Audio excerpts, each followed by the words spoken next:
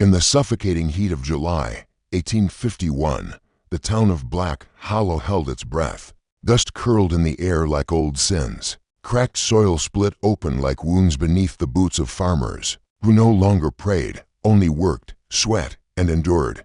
The sky had not wept in months, and neither had its people. Something unnamed hovered just outside the visible world. Something felt in the bones before it was ever seen. Black Hollow was not a godless place. God simply did not answer here. The tobacco fields lay heavy with drought, their leaves curling like dying tongues. Reverend Elijah Alcott stood on the creaking porch of his chapel, wiping his brow with a handkerchief that had seen too many funerals and too few christenings. He had grown used to the silence of God. But what came next was different. Just past dawn, when the mist still clung low to the fields and the church bell had not yet been rung, something stirred in the distance, not the wind, for there was none, and not a man, for it was too small. It was a boy, barefoot, dirty, shirt torn, like he had been born from the earth itself. He walked without purpose, without fear, with the hollow calm of a thing that had never been taught what it meant to live or die. The Reverend squinted into the haze. The child emerged slowly. Step by step, out of the tobacco rose, as if summoned. From beneath them, no footsteps were heard, just the rustling of brittle leaves disturbed by his passing. And then he stopped, 10 feet from the chapel steps. He did not cry. He did not speak. He did not even blink. He simply looked, and in that moment, Reverend Alcott felt something ancient, an awful move behind the boy's eyes, not malice, not sorrow, but something deeper, like the bottom of a well that had no echo. The boy didn't answer when asked for his name. He flinched at nothing, not even the sudden toll of the church bell as Miss Lucinda rang it from within, unaware of the visitor outside. The Reverend, in spite of the unease curdling in his stomach, extended a hand. The child did not take it, but he followed when the Reverend turned and opened the church door. That night, whispers moved through Black Hollow like smoke through floorboards. They said he'd come from the slave roads, escaped from some cruel master who'd cut out his tongue, but no scars were found in his mouth. They said he was a spirit child, born from sorrow, a conjure, a curse. Others, quieter still, said nothing at all, just left pies and coins at the church door, hoping the silence would pass them by. Inside the church's guest quarters, the Reverend watched the boy sleep on the cot near the window. The moonlight bathed him in silver, and yet he seemed untouched by its glow. The boy did not dream, or if he did, he never made a sound. By the third day, the silence had begun to change. Things had crept into the sermons. The choir sang flatter. A mother found her baby still in its cradle, blue-lipped but peaceful. Mr. Wallace's cattle stopped eating, and when he tried to force-feed them, they stared at him as if already dead.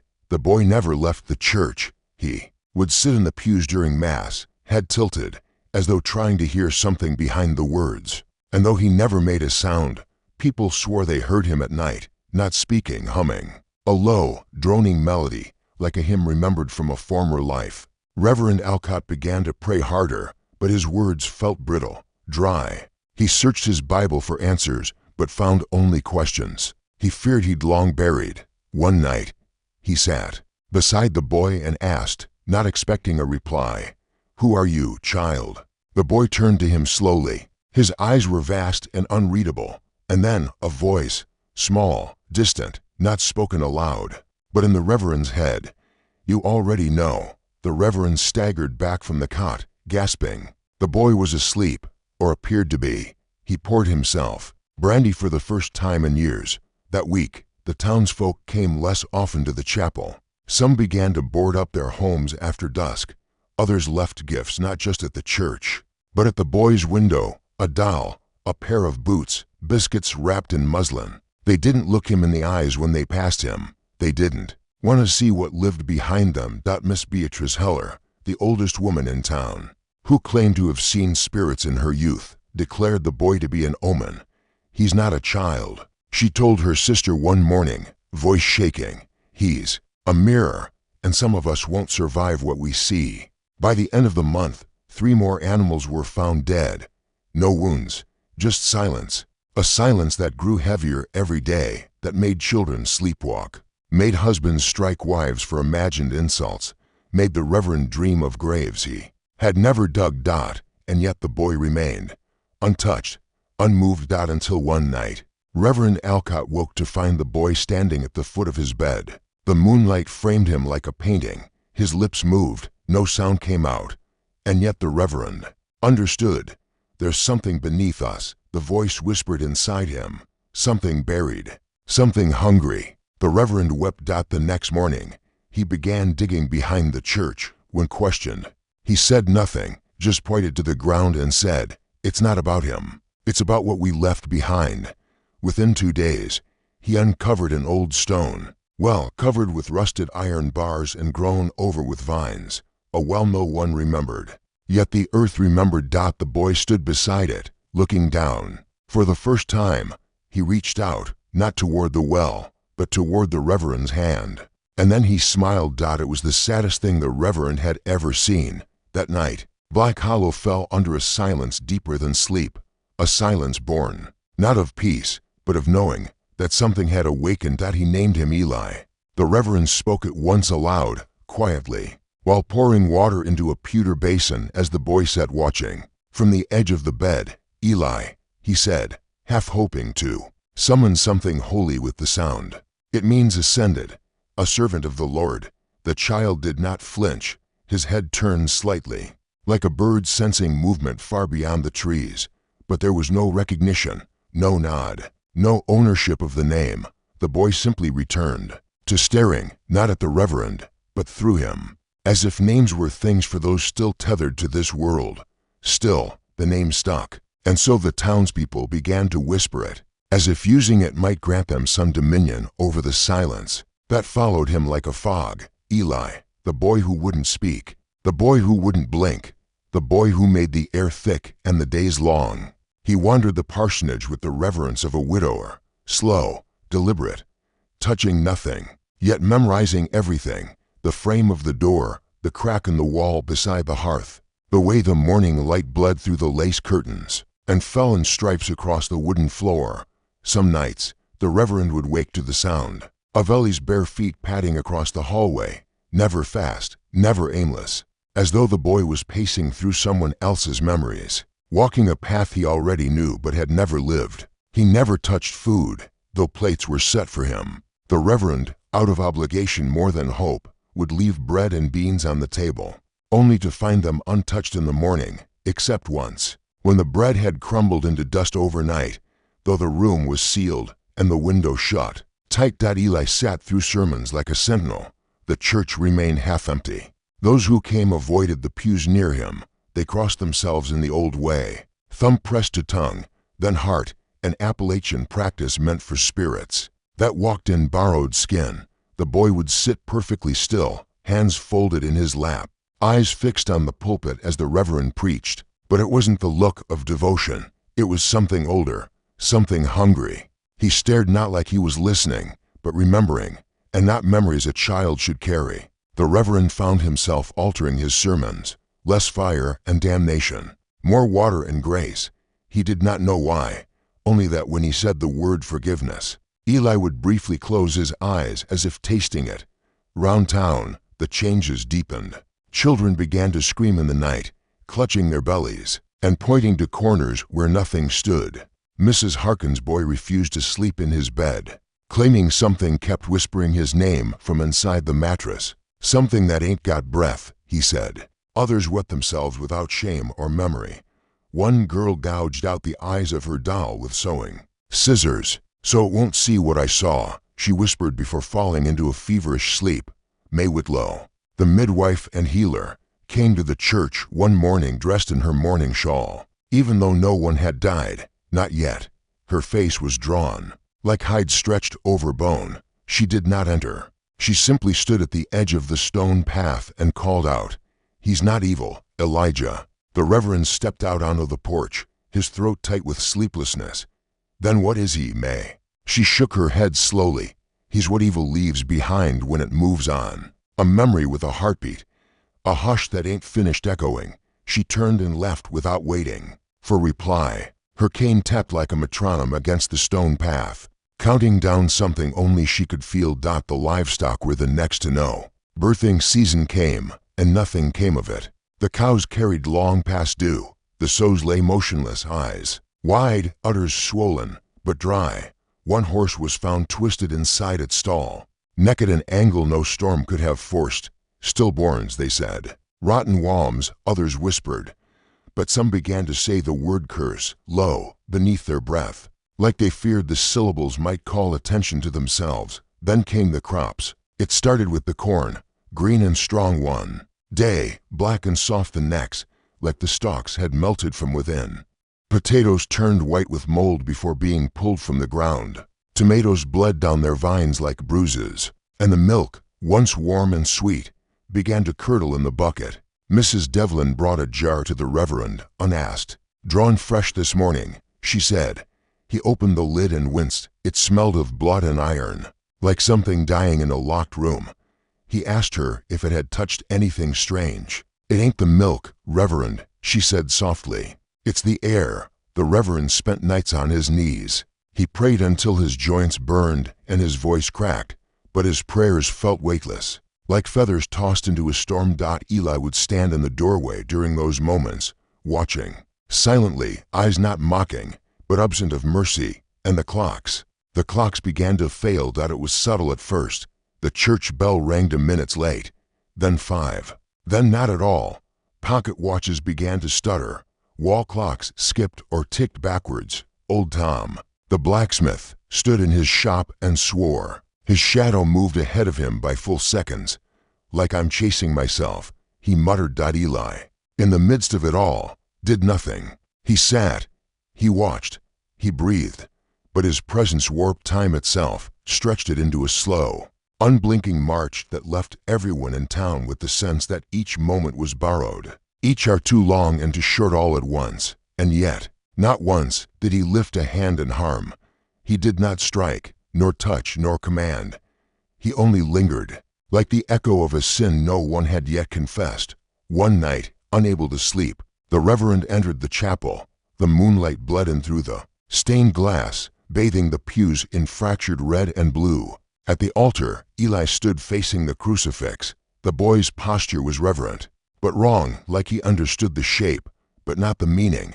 The Reverend stood behind him, and for the first time in weeks, he spoke the boy's name with something more than habit. Eli. The boy turned. Slowly, his lips parted, and though no sound escaped, the Reverend felt it, a word unspoken, but heavy as thunder. Why am I here? The Reverend staggered back. The voice, if it could be called that, came not from the air but from within, a resonance in the ribs, a vibration in the marrow. The Reverend steadied himself. He placed one hand over his chest. I don't know, he admitted. Eli tilted his head. His face was unreadable, not childlike, not inhuman, something in between. And then, with impossible stillness, he stepped forward and placed a hand on the Reverend's chest. A memory surged through the Reverend, like lightning, a woman, crying, a scream, a prayer unanswered, a cellar door, a hand forcing it shut, and silence. The Reverend gasped, clutching his robes, but Eli had already turned away. The boy walked down the aisle, barefoot, silent, leaving behind the scent of dust and old wood, and returned to his bed without another glance. The Reverend fell to his knees beneath the crucifix, shivering. The silence was no longer outside him. It was within. The storm arrived before the man did. A summer tempest, swollen and angry, rolled across the ridge line like a dark wave. Thunder cracking like cannon fire in the distance. Trees leaned in their roots. Window panes shivered in their frames. The air thickened until even breath came reluctantly, and the sky collapsed into rain with the rage of something long held back. It was during the storm, as lightning stitched the heavens above Black Hollow, that a stranger arrived at the church. The knock on the door was not loud, but it struck the Reverend like a command. 3 sharp raps, then silence.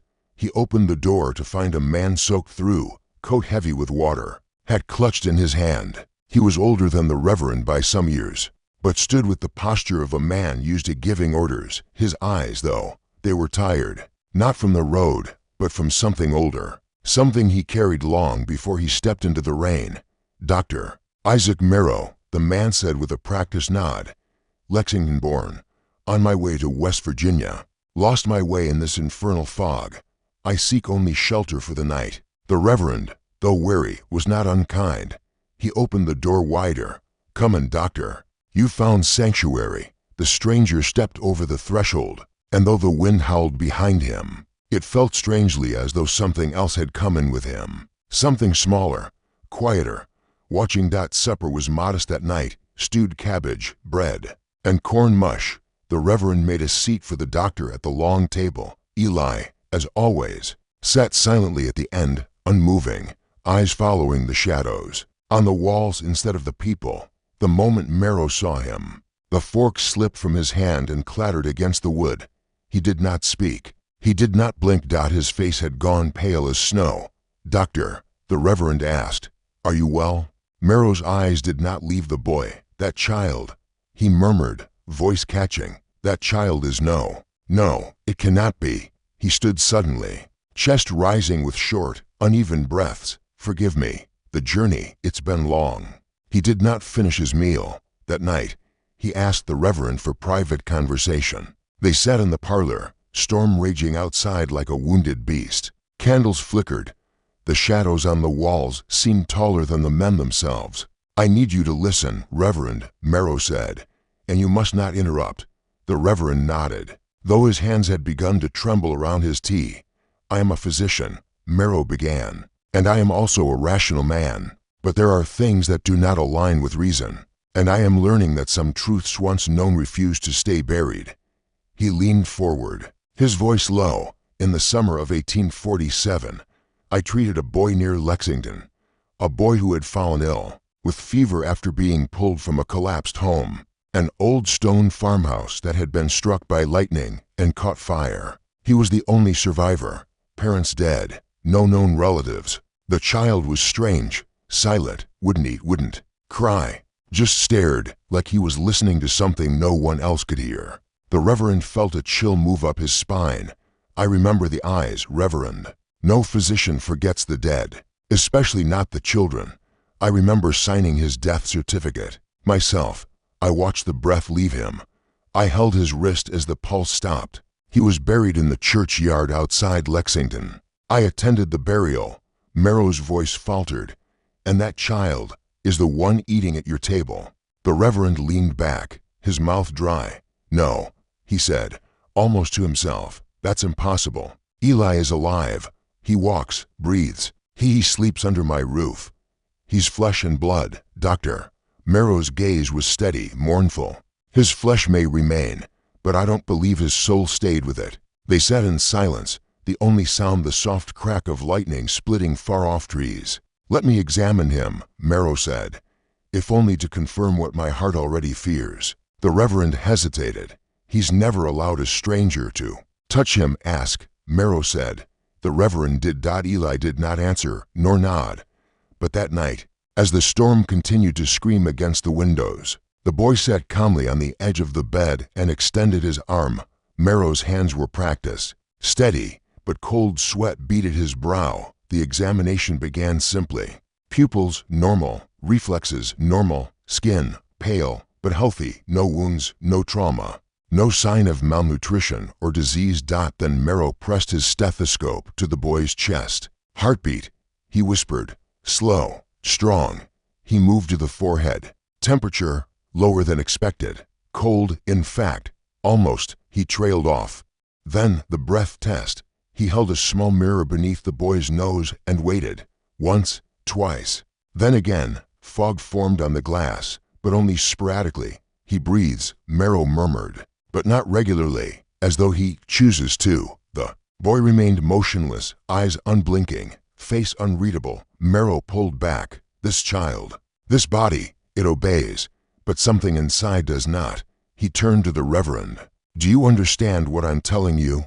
The Reverend closed his eyes. Say it. This is not a natural child. It may look like a boy. It may even believe it is a boy. But I believe something else now wears that face. Something that remembers how to be alive, but no longer belongs to the living.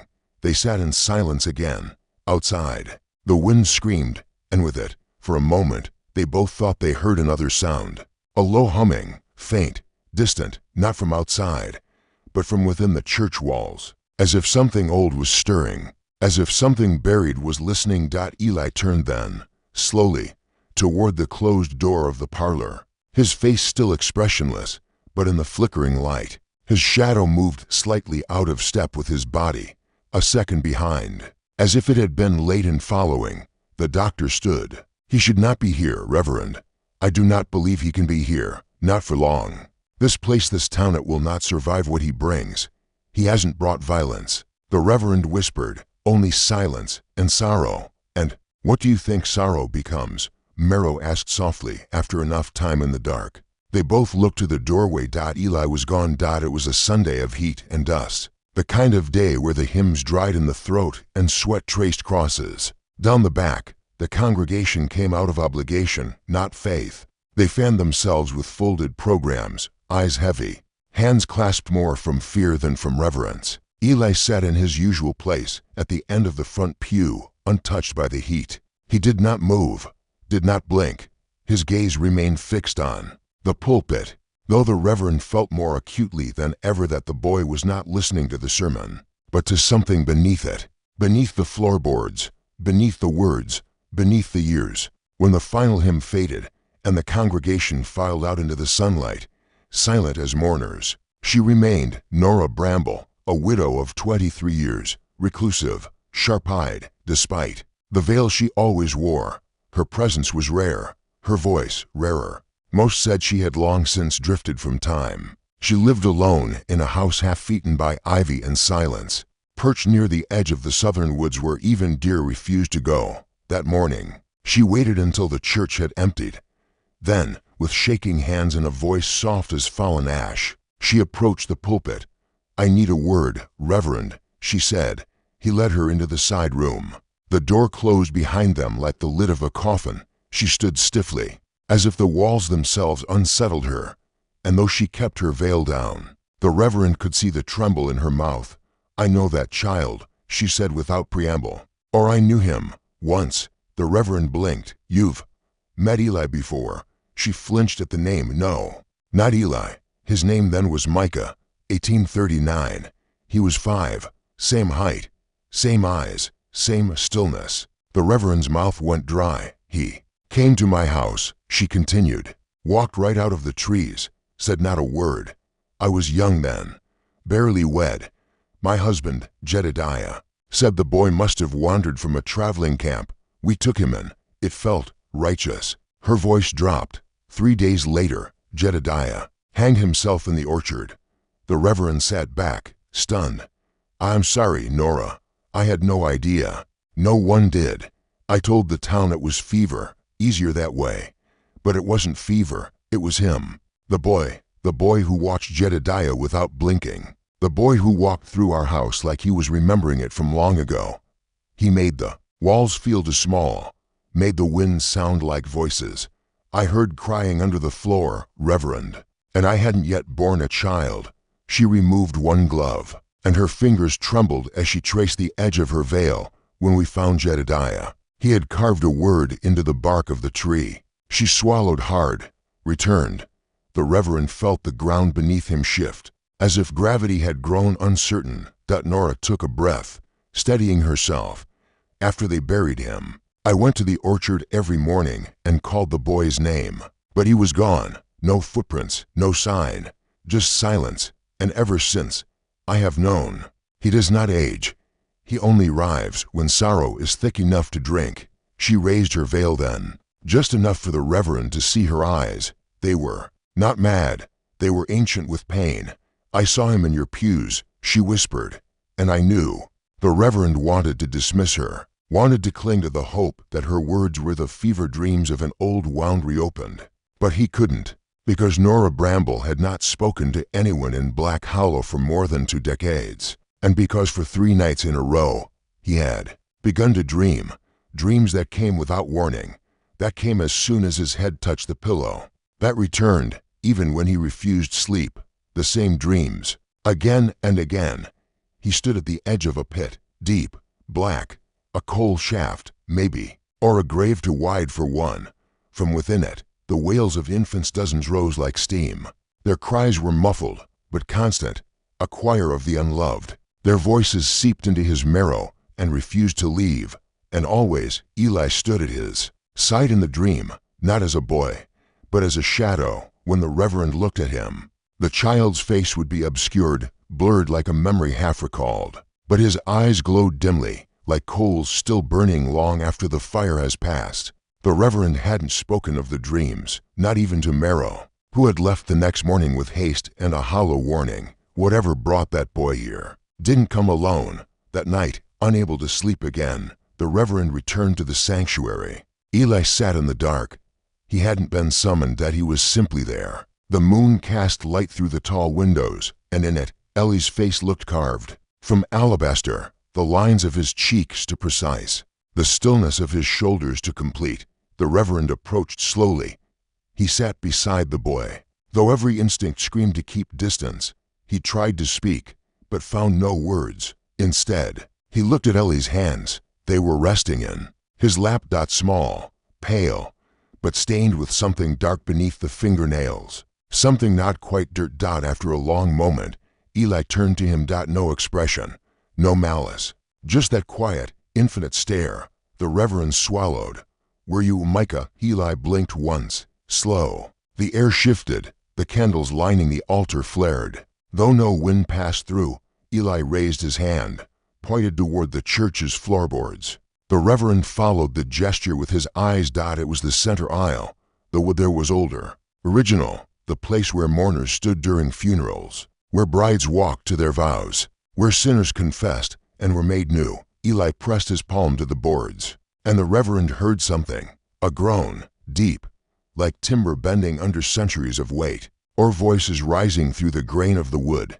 He could not make out the words, but the feeling was unmistakable. Grief, not the sorrow of loss, but the grief of abandonment, of children waiting for hands that never returned, of mouths left hungry in dark rooms, of small feet left to wander empty hallways, crying names no one would answer. The Reverend staggered back, hand to his chest. Eli lowered his arm, and for the first time, something flickered in the boy's eyes. Not cruelty, not even warning, but longing.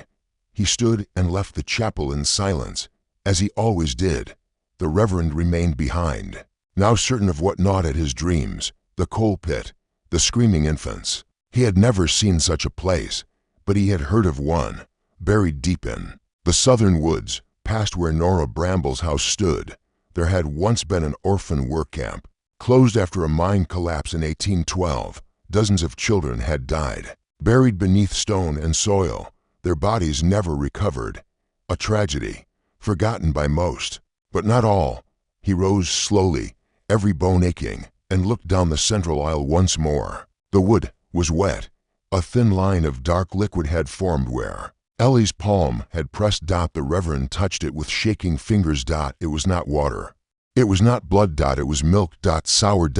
And old. By the 5th week of Ellie's presence, Black Hollow no longer dreamed. Sleep came rarely, and when it did, it arrived brittle, shallow, thin as old paper. Those who closed their eyes were haunted not by visions, but by absence, by the heavy stillness of things left unsaid, undone, buried deep. Inside the church, the very air changed. The walls groaned at night like they carried memory in their beams.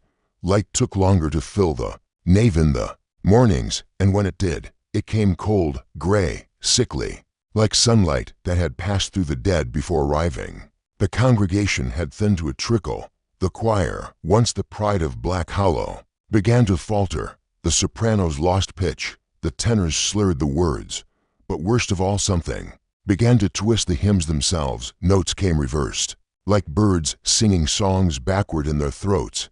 Verses flipped. Deliver us from evil turned to evil us from deliver.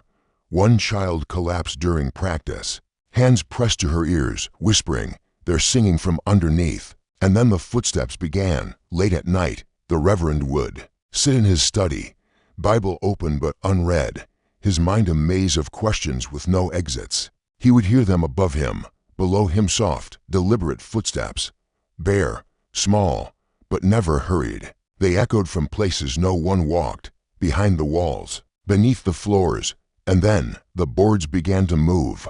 It started with subtle warping in the parsonage bedroom, then moaning long, drawn creaks like old timber under pressure, but rhythmic, as if the house itself were breathing in slow, painful gasps. The Reverend couldn't ignore it. He waited one night until the moon was high and the wind dead, and then descended with a lantern into the crawlspace beneath the parsonage. The air changed the moment he crossed the threshold, cooler, damper, weighted, like a cellar that had never been truly empty.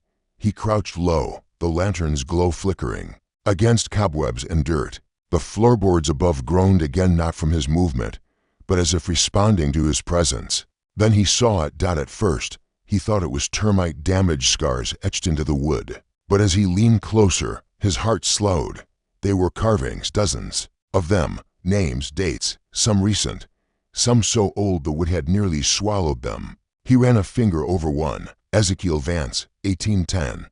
Another, Hope Whitlow, 1833. Some of the names he recognized, elders of the town, long buried. Others were still living, breathing, worshiping. He moved deeper. The carvings became more frantic, less neat, jagged letters scratched by shaking hands, desperate hands. Then he saw the prayers, etched backward, every line of scripture reversed, as if written by someone inside a mirror. Words of plea, "Let me be free," scratched in reverse beneath more names. One name appeared again and again, Micah, over and over, some spelled correctly, others warped, Micah, Micah, MK. The Reverend pressed his hand against the wall for support. And then the light flickered. In the center of the crawlspace, beneath the floorboards, directly beneath the altar, something had been carved into the dirt. ASIGIL. Complex, geometric, wound in spirals and jag points. It looked ancient, but the blood that formed its lines was not. Still red, still sticky. The Reverend staggered back. That night, he slept not in his bed, but in the chapel, Bible on his chest, hands folded. The floor beneath him felt warmer than it should, as if something beneath the earth was awake, turning. He awoke near midnight. Music. Not music, exactly, but a tune. Hummed softly, innocently. He stood and turned. Eli was standing in the center aisle. The boy's eyes were closed, his face pale in the moonlight. He stood directly over the hidden sigil, the tune vibrating softly from his throat like something remembered from a dream not his own. The Reverend wanted to speak, but no words came. His tongue felt heavy, bound. The tune was not a lullaby, it was older, circular, endless. The boy finished, opened his eyes, and without looking at the Reverend, whispered, "They asked for mercy," then turned and left, barefoot steps silent against the wooden floor. The Reverend did not sleep again that night. By morning, the town had begun to fracture. The blacksmith, Tom Avery, found his boy, Caleb, missing from his bed. Doors had not opened. Windows had remained locked. But the child was gone. By midday, the search had begun. They found him before sundown, at the edge of the fields, in a well that had been dry for a decade. The same well where old Nora Bramble's husband had once threatened to bury himself in, drink and never return. The child's body was twisted in unnatural prayer, arms folded backwards, head turned just slightly toward the horizon. There was no water in the well. His body had drowned in silence. When they lifted him out, his lips were parted. Inside, his tongue had been bitten nearly through. His mother screamed. He was praying, but none could say to whom. Later that evening, the Reverend stood alone in the sanctuary, staring at the empty pews. He lit a candle and placed it beneath the altar. Where the floor creaked, gently. Like breath, like whispering. He knelt. He whispered, "What are you?" No reply came, only the echo of his own breath. And the distant hum, returning. By early August, the sun no longer felt like mercy. It rose slow over Black Hollow, dragging its heat like a punishment, burning the tobacco fields to ash and making shadows stretch like ropes. The cicadas wailed louder than ever. The wind rarely came, and when it did, it carried the smell of things turning inside out. Fear had finally begun to harden. What began as whispers had grown teeth. Neighbors stopped greeting each other. Fathers walked their property lines with rifles they hadn't touched since the war. Doors were locked before dusk, curtains drawn tight. Mothers clutched their children without knowing why, only that something had gone wrong. And that wrongness had a shape, a boy's shape. Eli had not spoken, not once, not since his arrival. But the silence he carried had grown louder than any scream. Even the Reverend, who had once welcomed him in like an errant lamb, had begun to falter. His sermons grew shorter, his prayers slower, his fingers trembled when they touched the holy book, and each night, when he lit the lantern near his bedside, he found the wick already wet, as if something had tried to snuff it in his sleep. The people began to murmur openly in the square, "He's cursed. He's a vessel. He's not a boy at all." Some spoke of fire, others of burial. A few, like Thomas Harker, whose daughter now refused to speak after waking one night to find Eli at the foot of her bed, said the words no one wanted to hear, "We should end it quietly, before more children are taken." The Reverend, overhearing the gathering at the apothecary, stepped forward. He looked thinner than weeks before, hollow-eyed, his collar loose around his neck, but his voice still carried. "He may be innocent," he said, "but something has attached itself to him." The crowd quieted. Like ivy to stone, the Reverend continued, gaze distant. "Something has wrapped itself around him. He wears it now, or it wears him, but I cannot say which." Silence. Then May Whitlow stepped from the edge of the crowd, hunched but sharp-eyed. "I may have something," she said, "but it was never meant to be found again." They followed her in wary silence to her cottage. Far at the edge of town, the house was overgrown, choked in vines, its porch sunken and its chimney cold. Inside, the walls were lined with bottles and bones, jars of dried herbs, and sachets filled with soil. From beneath a floorboard, May drew a wrapped bundle of oilskin, a book older than any man present. Its leather cover was cracked, its binding frayed with time and salt. The pages were yellowed and thin, some spotted with the faint stain of blood. Symbols danced in the margins, not drawings, not exactly, but warnings, glyphs that seemed to pulse when touched. May opened it carefully, fingers trembling slightly. "This was passed to me by my grandmother, and to her by hers. The Hollow has always had watchers, though most forgot we were needed." She turned to a page scrawled in faded ink and candle wax. The heading read, "The Child of the Echoed Grave." Below it, a passage she read aloud, voice barely a whisper, "Born not of mother nor father, but sorrow itself, a child of no origin, drawn to the places where grief pools thickest, where silence outlives speech. He walks when the threshold of guilt is crossed, when the ground remembers what men choose to forget." May turned another page, slower. "He will not grow. He will not fade. He will not rest. He is marked by the absence of time. He is not evil, but he echoes it, amplifies it, until the place that called him breaks beneath the weight of its own sins." A long pause. "Then he must return to the ground from which he rose, else he will linger until the grief consumes the whole." A murmur passed through the room. The Reverend leaned in. "But where? What ground? From where did he rise?" May shook her head slowly. "That's the part we were never told." The Reverend stared down at the passage, a storm beginning to build behind his eyes. "What ground? Whose ground?" The book held no answer, only a final warning, written in the margins, by a hand not belonging to the original scribe. "Do not bury him where the living sleep. He will not stay." That night, the Reverend stood at the altar and lit all 12 of the church's candles. The sanctuary glowed gold for the first time in weeks, but the warmth felt borrowed, like it would not last. He looked out at the pews. Empty. Except for Eli. The boy sat alone, barefoot as always, hands folded in his lap. He was dressed in the same tattered clothes he'd worn since the beginning. They were neither more nor less dirty. Time had stopped on him. The Reverend walked to him, slowly, sat beside him. He did not speak, neither did the boy. But after a moment, Eli turned his head slightly. His eyes were not cruel, but they were deep, bottomless in the way that made the soul ache. And then, softly, a whisper, inside the Reverend's own head, "You buried them wrong." The Reverend went cold. He remembered the coal pit, the dreams, the children's cries. He remembered the sigil beneath the floor. He remembered a name scratched backward again and again. "Micah," he whispered. almost afraid of the answer. "Who are you?" Eli did not reply, but the candles all flickered at once. Then the church groaned. The Reverend looked up. A crack had formed in the wooden cross above the pulpit, a clean split down its center, from the crown to the base. Not from age. From pressure, as if the wood itself could no longer carry the weight of unspoken truth. That was the Reverend's first thought as he stood at its edge, lantern trembling in one hand, spade clutched in the other. It was midnight. The stars were veiled, the sky dull and sagging under the weight of something unsaid. Crickets held their breath. Even the wind refused to come. Beside him stood Dr. Merrow, jaw clenched, eyes glazed with the exhaustion of too many sleepless nights. His coat was soaked with sweat, though the air was cool. In one hand, he held a satchel of instruments. In the other, a bottle of bourbon he had not let go of since sunset.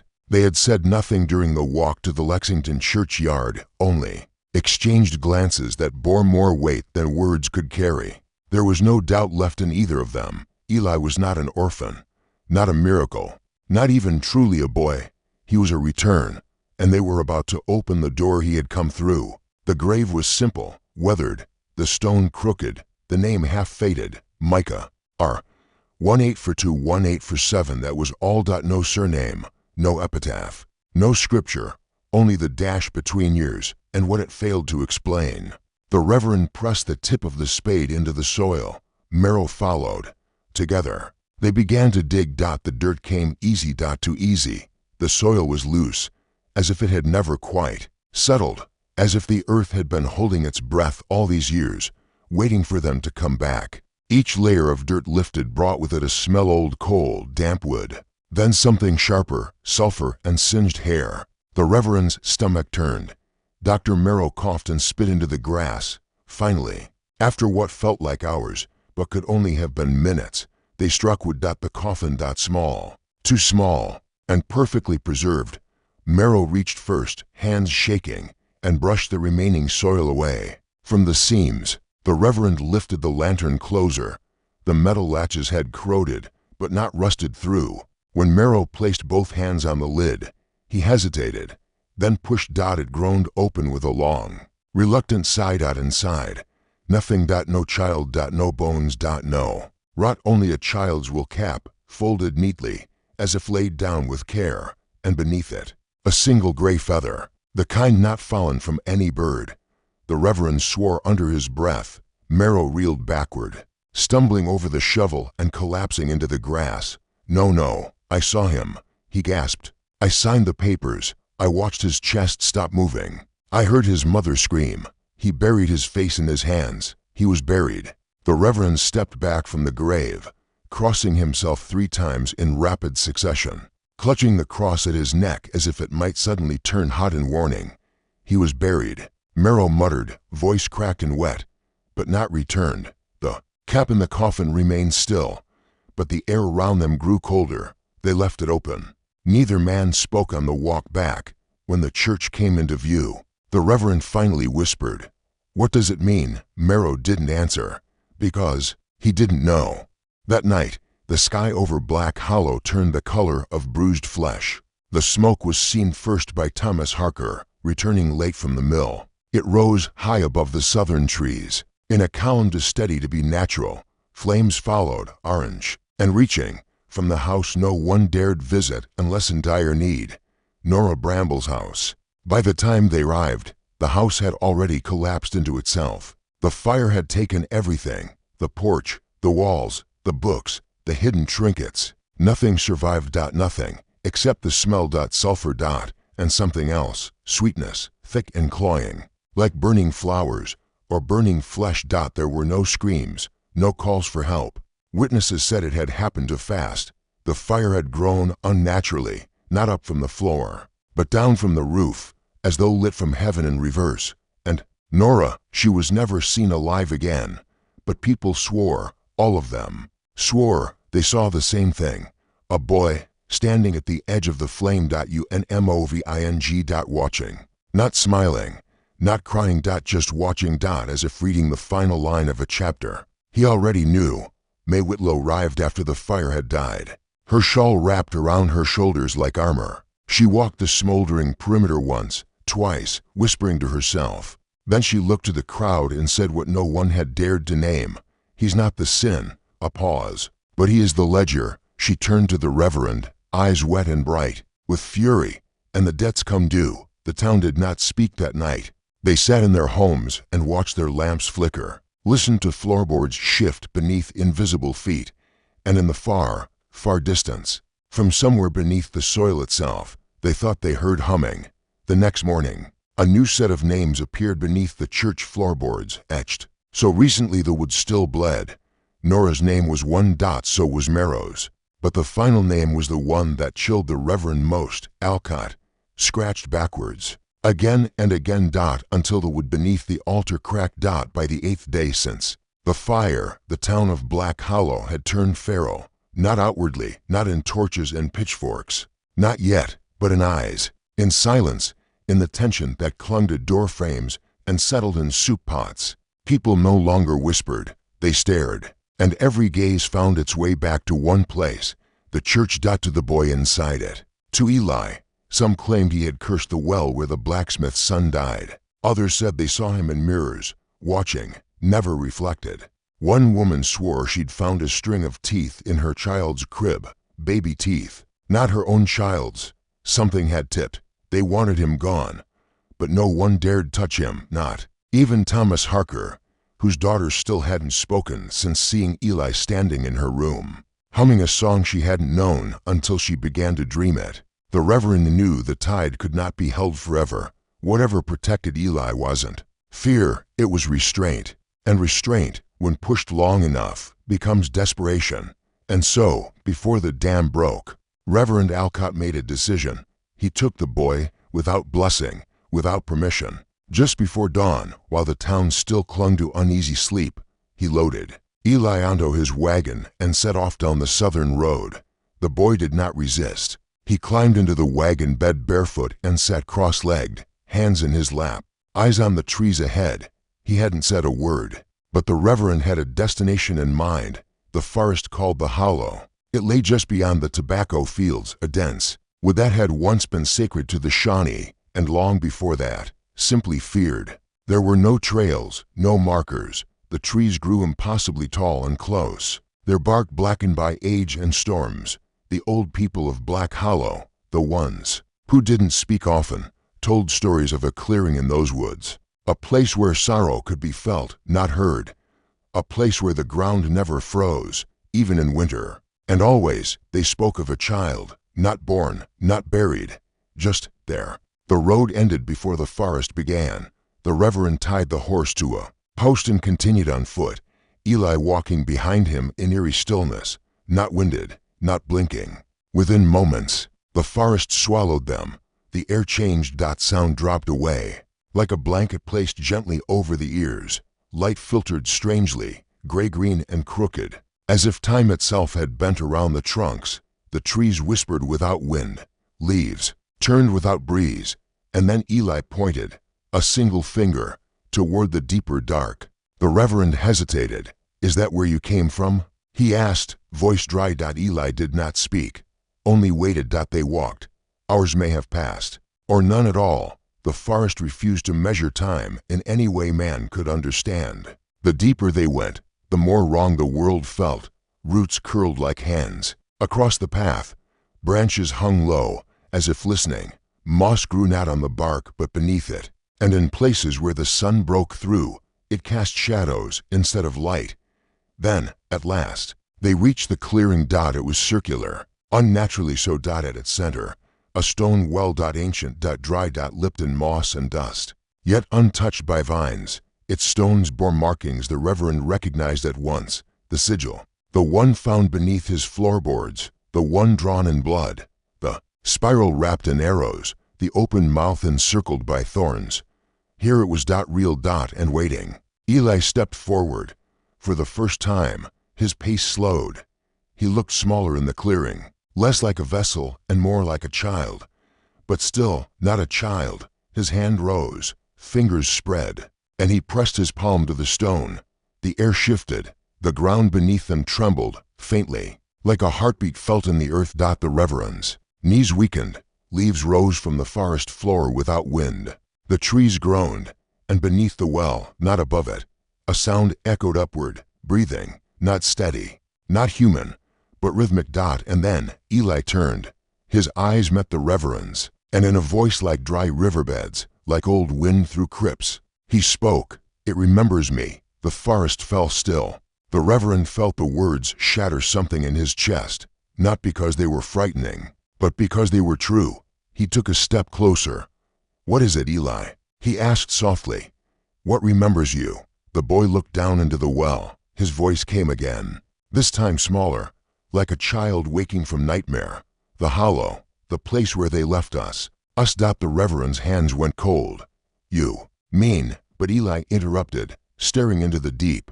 "There were others, before me, beneath. They called. I listened." The wind returned then, sharp, sudden, and with it, the sound of sobbing, dozens of voices. Children, crying from somewhere far below. Not echoing, not ghosts. Memory. Carved into the stones, woven into the roots, never laid to rest. The Reverend fell to his knees. "I buried them wrong," he whispered. Eli nodded. Slowly. The stone well began to vibrate, ever so slightly. Dust fell from its rim. "They called me back," Eli said, and for the first time, a crack in his voice, a flicker of grief. The Reverend looked up at him. "Are you one of them?" Eli blinked. "No." A pause. Then, "I am all of them." The Reverend covered his face. The clearing filled with a light not of the sun, not golden, not white, but gray, a soft, cold luminescence rising from the stones themselves. Then Eli whispered one final sentence before turning back to the well. "It's time." It had no bucket, no crank, only the smooth lip of weathered stone and the darkness that waited beyond it, not just in depth, but in memory. The trees surrounding it had gone still, their branches angled inwards, as if bowing in recognition. Something sacred, or sacrificial, was about to unfold. Reverend Alcott stood at the rim, hands calloused and shaking. Beside him, May Whitlow, her satchel full of talismans, bones, and silence. They had brought rope, thick and strong, borrowed from the barn behind the blacksmith's shop. It smelled of horses and sweat and old prayers. Eli stood before the well like he had always been meant to return. His hands were at his sides. His shirt hung loose on his narrow frame. In the early morning light, his face appeared even paler than before, not sickly, not ghost-like, but untethered, as though time no longer recognized him. He did not look afraid. He did not look back. The Reverend knelt and tied the rope carefully round the boy's waist, knot after knot, hands moving with the urgency of faith and the grief of fatherhood. Eli did not flinch, though he watched the Reverend's hands with a faint curiosity, like a child seeing something familiar for the first time in a long while. May placed one hand on the Reverend's shoulder. "He goes alone," she said. The Reverend nodded. "But," he began, voice cracking. "He's just a—" "No," May whispered. Eyes narrowed on the well. "Not just a boy, not anymore." She withdrew a slip of parchment from her pocket, so old it crumbled at the edges. "I warned you," she said quietly. "Only he may return, or none will." The Reverend swallowed hard and stepped back. Eli climbed the stones himself, one hand, one foot, then another. And with no ceremony, no words, he lowered himself into the dark. They fed the rope down, slowly, gently, arms working in rhythm, inch by inch. The light around them dimmed, though the sun had not moved. The trees whispered. Then, the rope jerked. They stopped. Then came Ellie's voice, far below, soft but sure. "Keep going." More rope, another foot, another dozen. Silence. Then came the sound. Not Eli. Not human. A moan, deep and wide, like something in the earth had shifted its weight for the first time in a century. The well exhaled, and with that breath came smell, ash, salt, and something floral. Not sweet, not rotten, something halfway between. The Reverend looked down. He could see nothing, only blackness, yawning and absolute. The rope pulled again. Then nothing. They waited. Minutes passed, then a half hour, then an hour. The light turned gold, then gray. May sat on a stone, whispered prayers to names that hadn't been spoken in 100 years. The Reverend paced. 2 hours. 3. Then the rope twitched. Once. Then again. The reverend's heart leapt. He gripped the rope and called Eli, but no voice answered. Then, with a sound like thread snapping in a still room, the rope broke. It did not fray. It did not resist. It simply gave up. The coil slid through the reverend's hands like silk, then vanished into the well with a final whisper of dissent. He fell to his knees. May said nothing, only folded her parchment again and tucked it back into her satchel. He knew, she said quietly. He always knew. The reverend pressed his forehead to the stone. Tears, hot and sudden, ran down his cheeks. He was not crying for Eli, not exactly. He was crying for all the children beneath, for the unanswered prayers, for the weight that had been passed down like heirloom rot, for the hollow that lived in every black hollow soul. He cried until there was no more salt in him. Then he stood, and the forest was quiet, truly quiet, not still, not tense. Just silent. They walked back without words. When they reached the edge of town, the sky had begun to clear, not just above, but inside. Something had changed. The wind returned, and for the first time in months, it changed direction. It came from the hollow, not away from it, carried the scent of pine, of rain, of loam, not ash. And with it came warmth. The townsfolk felt it. At first, they did not believe it. But then, things began to grow. Flowers bloomed, out of season, bold and bright. White lilies near doorsteps, wild violets in the schoolyard, a line of lavender, rising unbidden from the cracks in the blacksmith stable. And more than that, the silence lifted. Children laughed again. Clocks ticked true. The choir, when it returned the following Sunday, sang in tune. No more shadows appeared in mirrors. No more names etched into floorboards. No one else died. Not that week. Not the one after. The reverend kept the church doors open at night now, a single candle lit on the altar. Each evening he would sit at the pew and listen, not for voices, not for cries, but for the absence of them. Peace had come, but it did not feel like triumph. It felt borrowed. As though something had been held at bay, or returned to its source, a hunger temporarily satisfied. May said it best, don't call it peace. Call it the pause between sins. The reverend never filled the well. He returned to it once more. Weeks later, just before the first snow. The stone rim was cold. He stood beside it and whispered, "Thank you." The well didn't answer, but as he turned to leave, a single gray feather drifted down from the trees and landed at his feet. He picked it up, tucked it into his pocket. And walked home. No blizzards. No storm-bent trees, just a long, slow quiet. As though the land were still holding its breath, snow arrived like a hush, layering the fields in silence, muting footfalls and masking old wounds. For the first time in memory, the town knew something like peace, but it came with a cost. The reverend aged quickly. His beard, once dark and full, turned the color of first frost. His eyes dimmed, not with blindness, but as though he'd seen too much light in a single moment and had never quite recovered. His voice, once rich enough to carry through crowded chapels, now trembled when reading even the simplest verse. He no longer preached, not in the way he once did. Instead, he sat in the front pew each Sunday, hands folded, gaze low. The church was rarely full now, but always attended. People came not for faith, but for fear of what might return if they didn't. The town never asked what happened in the forest. No one spoke of the well. Even May Whitlow, who had once muttered truths like bitter tea leaves, said nothing. She simply nodded when asked how long the peace would hold. Until it's owed again, she'd say. Then say no more. But something remained, something not buried, but waiting. It began with the bell. Midnight, always midnight. One chime. Low and long. The bell rope, thick and dry, hung untouched. No one had climbed the tower. The locks remained closed. Yet the sound persisted, not every night, but enough to remind the town that stillness is not the same as safety. And then came the dreams. The reverend stopped sleeping altogether. He would sit in his study, fire burning low, trying to read scripture but always returning to the same verse.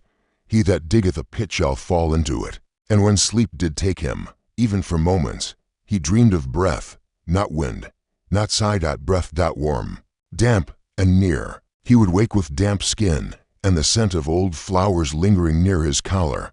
And sometimes, the faint sound of humming, children, began waking again with strange murmurs, not screams this time, but whispers. One boy told his mother he'd dreamed of a well that asked questions. A girl refused to wear shoes for a week, claiming the boy with the soft feet told her not to. Still, no deaths came. No one vanished. But that was what made it worse, because everyone expected the scream, and instead, they got quiet. And footprints, small ones. Bare. In fresh snow outside windows. Trailing toward the center of town, toward the church, and back. No one followed them. No one wiped them away. They simply watched them appear and melt in the morning sun. The Reverend began writing again. Not sermons for the pulpit, but pages torn and folded, hidden beneath the floorboards of the chapel. May would find them later, after his death, scrawled in tight, crooked handwriting. Most were scripture, but one passage was original. Evil does not always scream. Sometimes it knocks. Sometimes it waits. But worst of all, sometimes it is invited back by those who mistake silence for salvation. And another, the boy was never the burden. He was the receipt. In his final weeks, the Reverend stopped speaking altogether. He was last seen alive on the third Sunday of Lent, seated outside the church in the weak morning light, eyes closed, lips moving, not in prayer, but in rhythm, as though repeating a song only he could hear. He died the next night. No violence, no witness. They found him in his study chair, hands resting on his chest, a book of Psalms open in his lap. No one claimed the body, not because they didn't care, but because no one could say who he belonged to anymore. When May washed his body for burial, she paused. Across his chest, beneath the collarbone, something had been etched, faint, almost too faint to see, a sigil, not carved like an attack, carved like a reminder. The same sigil as before, the spiral mouth, the thorns, and as she leaned in closer, she noticed something stranger still. It wasn't freshly carved. It was old, as though it had been there all along, waiting for the skin to grow thin enough to show. They buried him behind the church. No one rang the bell. No one sang. Only May said a word, and it was not amen. It was Willow. Again, weeks passed. Snow melted. Crops prepared themselves to wake, but the woods never thawed. Not entirely. And one evening, just after dusk, a hunter passing near the old hollow stopped when he heard it. A sound faint and familiar. A child's voice. Humming. No lyrics, just melody. Soft. Old. Endless.